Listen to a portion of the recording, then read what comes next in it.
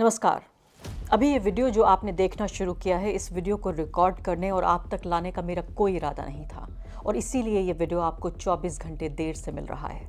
6 दिसंबर 1992, जी हाँ, इतिहास का वो काला दिवस जबकि बाबरी मस्जिद को ढा दिया गया। कई सौ साल पुरानी उस मस्जिद को, जो कई सौ साल से भारत में खड़ी थी, अचानक उसको कुछ हज़ार लोगों ने, जिनको कार सेवक कहा गया, उन क्रिमिनल्स ने, उन मुजरिमों ने उस मस्जिद को ढा दिया और काले दिवस के रूप में पूरा देश इसको मनाता रहा। कोर्ट ने भी हमेशा ये कहा कि ये किस तरह से एक एग्रीजियस क्राइम है, यानी कि घोर अपराध है ये, और कई साल उन लोगों के ऊपर मुकदमा चला। न सिर्फ कि वो लोग जो कि आम कार सेवक थे, बल्कि वो लोग भी जो बीजेपी और इसके अलावा विश्व हिंदू परिषद, दूसरे जो ये भगवा संगठन हैं, उनसे आए हुए नेता थे। लेकिन फिलहाल भारत की राजनीति में एक ऐसा बदलाव हुआ है, खासकर 6 दिसंबर 2025 को, कि अगर ट्विटर पे आप जाएं तो भाजपा का जो ऑफिशियल ट्विटर हैंडल है भारतीय जनता पार्टी का, वो उस पर आप देख रहे हैं कि सांप्रदायिकता का नंगा नाच हो रहा है। और इसीलिए मुझे एक तरह से बाधित होना पड़ा, फोर्स होना पड़ा ये वीडियो यहाँ पर आपके साथ तक लाने के लिए।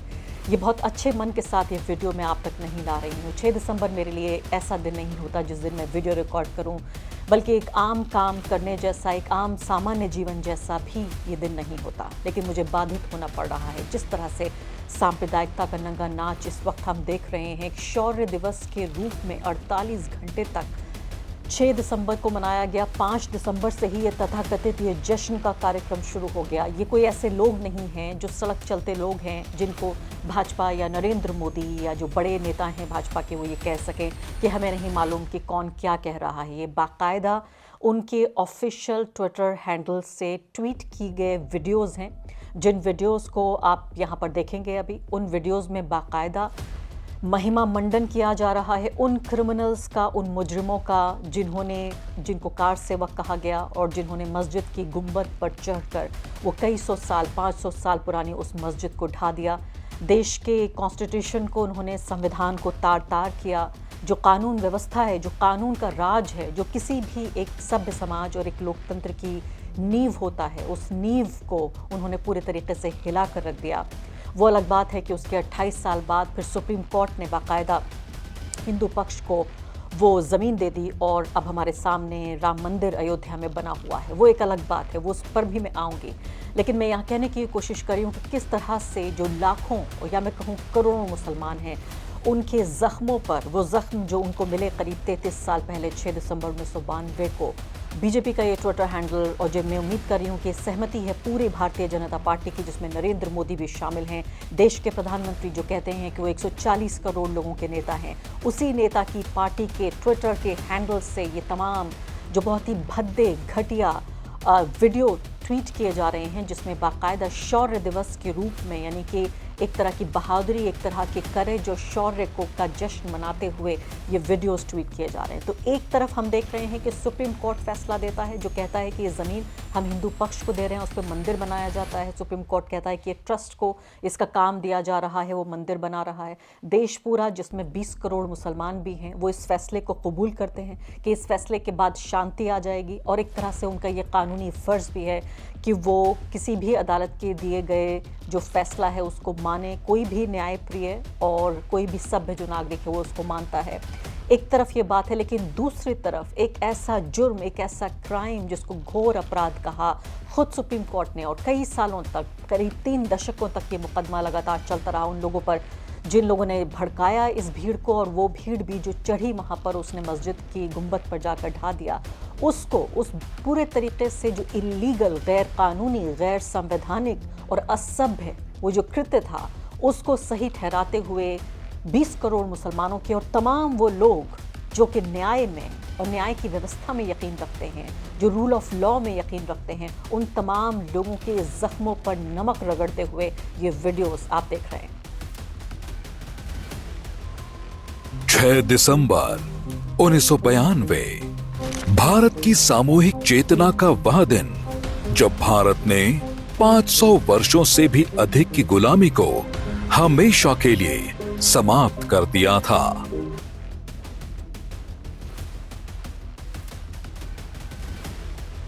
मंदिर वहीं बनाएंगे, उसको कौन रोकेगा?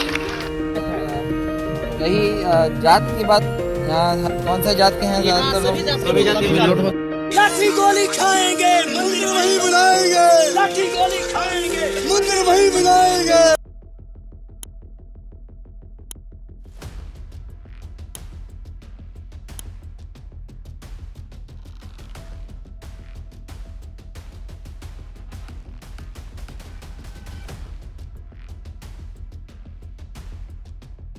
और आगे बढ़ने से पहले एक अदना सी गुजारिश कि आप मेंबर बनिए मेरे चैनल का आरफा खानम शेरवानी।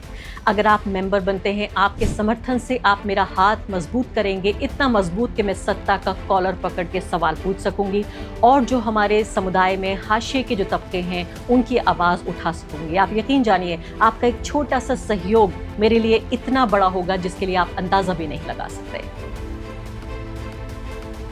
और यहाँ पर साफ तौर पे ये कहना बहुत ज़रूरी है। मैंने कहा कि ये मेरे लिए बहुत कोई साधारण दिन नहीं है और मैं वापस जाके उस बात को, उस ज़ख्म को दोबारा कुरेदना नहीं चाहती थी, ना ही उन जो काली यादें हैं उनको उस संदूक से निकाल कर मैं देखना चाहती थी। लेकिन यहाँ पर ये याद दिलाना बेहद ज़रूरी है कि जिस चीज़ का ये जश्न मना रहा है बीजेपी का ये ट्विटर हैंडल, मैं कहूँगी बीजेपी मना रही है, ट्विटर हैंडल बार बार शायद ना कहा जाए, उसमें सीधे तौर पर कोर्ट ने ज़मीन हिंदुओं को इसलिए दी थी, हिंदू पक्ष को इसलिए दी थी क्योंकि सबूतों से ये लगा कि वहाँ लंबे समय से हिंदू पूजा करते थे और उनका दावा ज़्यादा मजबूत था। कहीं भी कोर्ट ने ये नहीं कहा कि यहाँ आस्था है हिंदुओं की या यहाँ भगवान राम पैदा हुए थे, क्योंकि ऐसा कोई तथ्य या साक्ष्य उनके सामने नहीं रखा जा सका। वो पक्ष इस बात को कोई साबित नहीं कर सका। दूसरी बड़ी बात, कोर्ट ने ये भी माना कि 1992 में मस्जिद गिराना गलत था, इसलिए मुसलमानों को 5 एकड़ अलग ज़मीन भी दी गई कि उस पर मस्जिद बनाई जाए।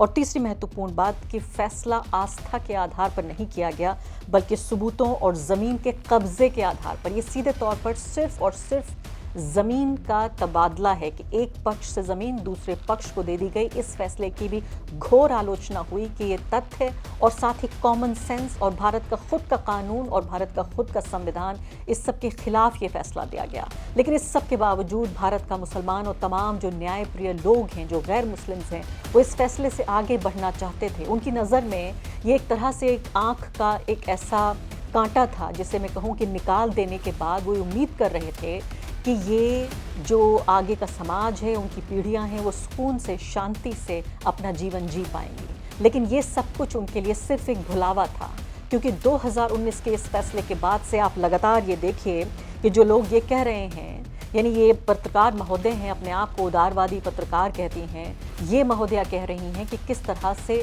मेरे जैसे लोगों को कह रही हैं कि हमारा धंधा चलता है, हमारा कारोबार चलता है, कि हम जो आम गरीब मुसलमान हैं जो सोशल मीडिया पर नहीं हैं उनको हम भड़का रहे हैं। आप ये सोचिए कि जिस व्यक्ति का अपना तजुर्बा है भारत में एक मुसलमान होने का, उसको ललकार रही हैं, उसको चुनौती दे रही हैं।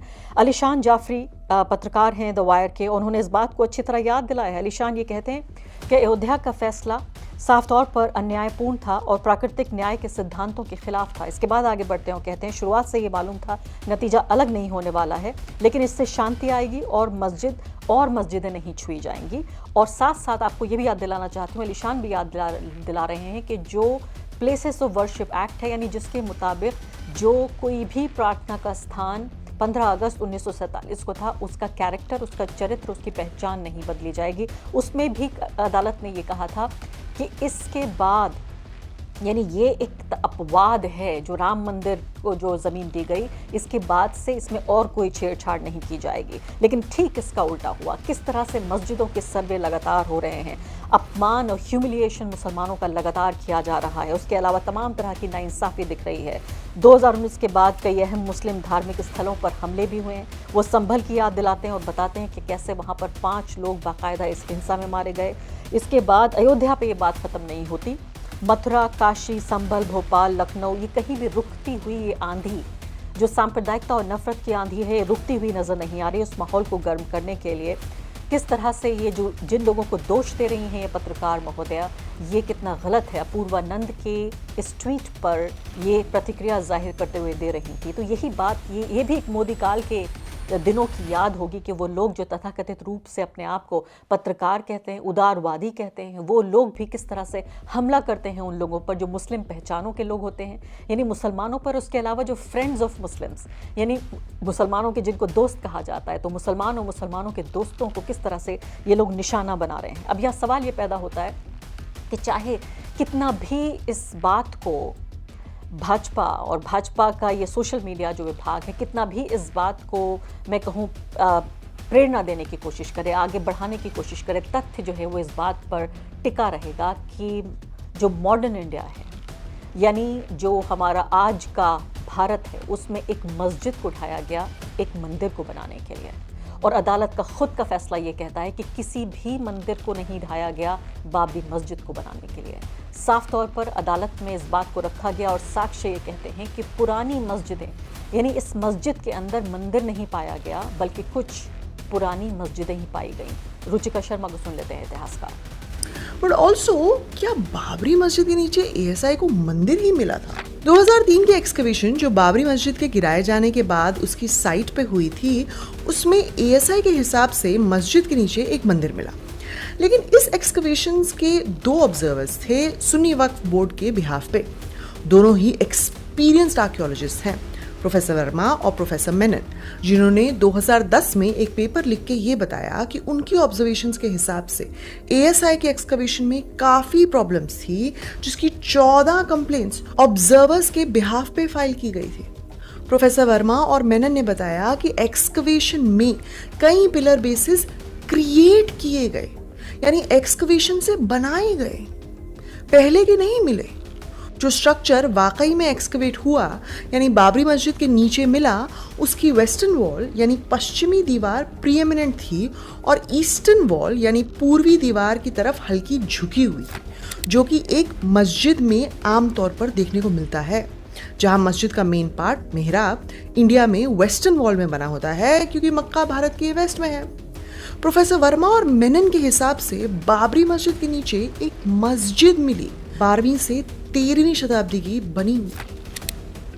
और यहाँ मैं आप दर्शकों को ये भी याद दिलाना चाहती हूँ कि उस वक्त के जो सांप्रदायिकता के जनक हैं, सांप्रदायिक जो बंटवारे के जनक माने गए लाल कृष्ण आडवाणी, उन्होंने भी प्रणॉय रॉय से इस इंटरव्यू में साफ तौर पे ये कहा था कि ये टेरिबल मिस्टेक थी, ये बहुत ही एक घोर, एक तरह से कहा जाए तो गलती थी, यानी बाबरी मस्जिद को ढाया जाना, ये उन्होंने साफ तौर पे कहा। लेकिन उस वक्त की बीजेपी और इस वक्त की बीजेपी, यानी लाल कृष्ण आडवाणी की बीजेपी, जिसमें ये कह रहे हैं लाल कृष्ण आडवाणी कि वो बहुत गलत हुआ, मैंने उमा भारती को बाकायदा भेजा कार सेवकों को नीचे लाने के लिए कि मस्जिद को नहीं तोड़ा जाना था। लेकिन आज नरेंद्र मोदी की बीजेपी उसी जो मस्जिद का ढाया जाना है उसी को शौर्य दिवस के तौर पर मना रही है। तो यानी साफ तौर पर आप ये देखिए कि वो पार्टी जो आज 11 साल से हमारे देश पर राज कर रही है, उसके ऊपर देश को न सिर्फ कि 1 अरब हिंदुओं की जिम्मेदारी है, बल्कि पूरे 140 करोड़ भारतीयों की जिम्मेदारी है उन प्रधानमंत्री पर और उन पॉलिटिकल पार्टी पर जिनके ऊपर सरकार को उस देश को चलाने का जिम्मा देश की जनता ने दिया है। कितना शर्मनाक तरीके से ये पॉलिटिकल पार्टी किस तरह से सांप्रदायिकता का नंगा नाच कर रही है। और सबसे ज़्यादा हैरानी इस तरह के लोगों पे भी होती है जो बाबरी मस्जिद को एक तरह से एक मुसलमानों का मुद्दा बनाते हैं।